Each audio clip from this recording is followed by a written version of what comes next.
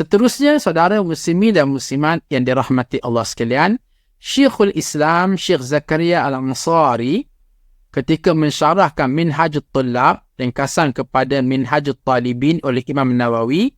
Ini semua kitab-kitab tu saya letak dalam skrin supaya tuan-puan tengok, oh ini nama kitabnya, ini nama ulamanya, bahkan bagaimana sebahagian telah pun diterjemahkan ke dalam bahasa Malaysia. Kalau tuan-puan ingin dapat detail, belilah buku tersebut, kitab tersebut dan tengok penghuraiannya. Jadi ustaz ni sekadar kata ambil kata-kata muktamad yang dah sudah final, yang sudah masak untuk dihidangkan kepada tuan-puan.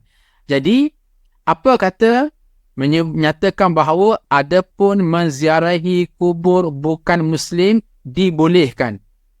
Rujuk Fathul Wahhab, Imam Nawawi juga membolehkan untuk menziarahi bukan Muslim semasa hidup dan menziarahi kubur-kubur mereka selepas kematian mereka.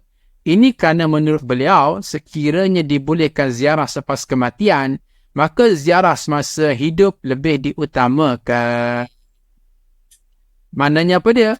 Dalam hal ini, tuan-puan bukan sekadar memandikan, mengkafankan, memasukkan ke dalam kubur. Bahkan untuk kita pergi menziarahi kubur non-Muslim pun diharuskan. Tetapi quote and quote, pastikan tidak ada upacara keagamaan mereka kita join. Tidak boleh. Habis tu kita pergi buat apa? Paling-paling tidak niat kita untuk mengisafkan diri kita. Ya, hari ini kawan aku yang meninggal dunia, biarpun dia non-Muslim, esok usaha aku pula. Itu keinsafan yang kita bina ketika mana kita menziarahi perkuburan non-Muslim. Kalau sekadar itu tuan-puan, ya, itu diharuskan oleh syarak. Tapi kalau sampai kebaikan kita pergi ziarah kawan kita non-Muslim di perkuburan mereka atas nama itu, berdoa kepada Allah minta ampun dosa dia, tak boleh. Minta rahmat, tak boleh. Minta Allah Ta'ala beri berkat pada kehidupan di alam barzakh, tak boleh.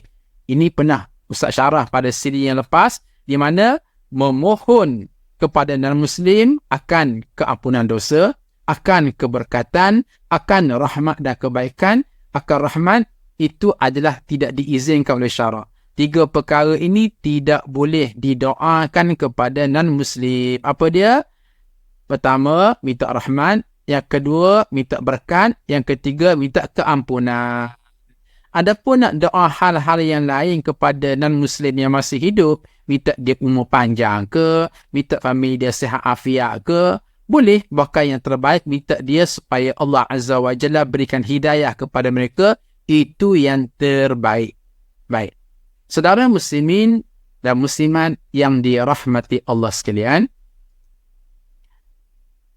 Seterusnya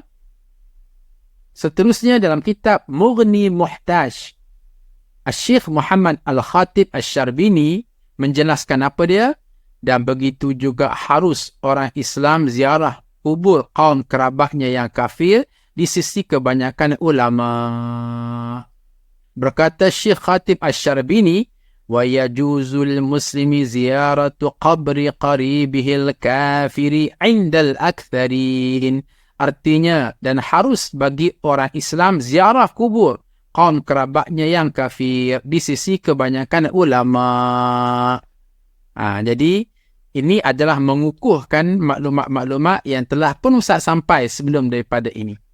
Seterusnya tuan-puan, kalau kita rujuk kepada Al-Majmu' Syarah Al-Muhazzab, kita akan dapati Imam Nawawi berkata, yang Ustaz langsung terjemahkan, tidak makruh bagi orang Islam mengikut hantar jenazah kaum kerabatnya yang kafir, dan telah menasnya atasnya oleh Imam Syafi'i pada kitab Mukhtasar Al-Muzani, kitab Syarah Muhazzab.